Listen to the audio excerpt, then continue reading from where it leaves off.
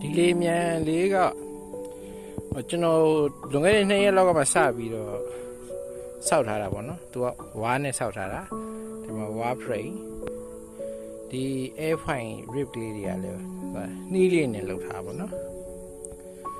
နောက်ရက်ကြမှာကျွန်တော်နောက်ဒီနှစ်ပတ်တောက်ကြမှာကျွန်တော်ဒီလေးမြန်နဲ့ပတ်သက်တဲ့အသေးစိတ်အချက်လက်လေးတွေနောက်ပြီးတော့ဘာကြောင့်ကျွန်တော်ဒီဝါးနဲ့စောက်ထားလဲဆိုတော့ကျွန်တော်ရည်ရွယ်ချက်လေးပဲကျွန်တော်ရှင်းပြပါနော်အခုကဒီနေ့နေလေးကောင်းကောင်းမရတာနဲ့လင်းရကောင်းကောင်းမရနဲ့ရိုက်ကွေးလုပ်ဖို့လည်းအဆင်မပြေတော့လေကျွန်တော်မရှင်းပြခြင်းသေးဘူးဒါပေမဲ့အပြန်လေးတော့လာဆန်းကြည့်တာပေါ့နော်အပြန်တော့တော်တော်လေးအဆင်ပြေပါတယ်ဒါတေချိုးဘက်ရေ800 1.8 တကွင်းပေါ့နော်ပန်က9လက်မှသုံးထားတယ်တောင်ပန်က18လက်မှရှိပါတယ်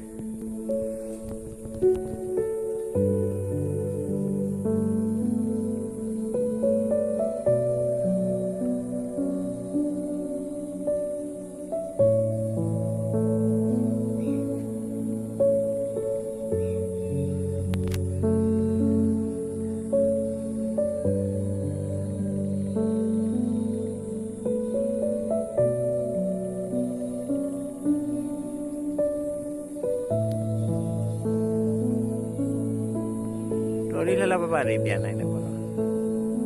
ဒီကျိုင်းတော့မသိဘူးနော်ဒီကျိုင်းနေငိမ့်တဲ့အနေထားလေးမှာပြန်လာလေးရလုပ်ထားတယ်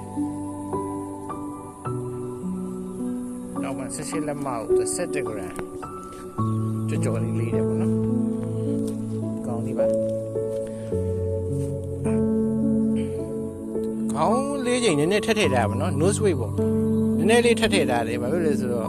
ဆက်ဆက်ချင်းအထွက်မှာကတစ်ချက်နှစ်ချက်မော့သွားတာတွေ့တော့ခေါင်းနည်းနည်းပေါ့နေတဲ့ပုံစံပေါ့နော်ခုထက်ဆန်တာထက်ကြည့်လိုက်ပါနော်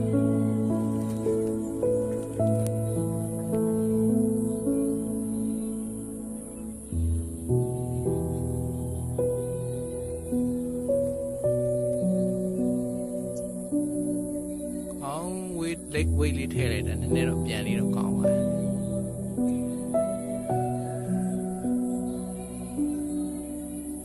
လေးဝါးရဆိုတော့ကောင်းတော့မကောင်းဘူးဗျာတနေ့တော့လေးဆိုတာကိုပေါ့မှာပေါ့နော်လာပပလေးတော့ပြန်နိုင်ပါလေအဲ့ပဲကင်းနေရောက်ပါမကောင်းတော့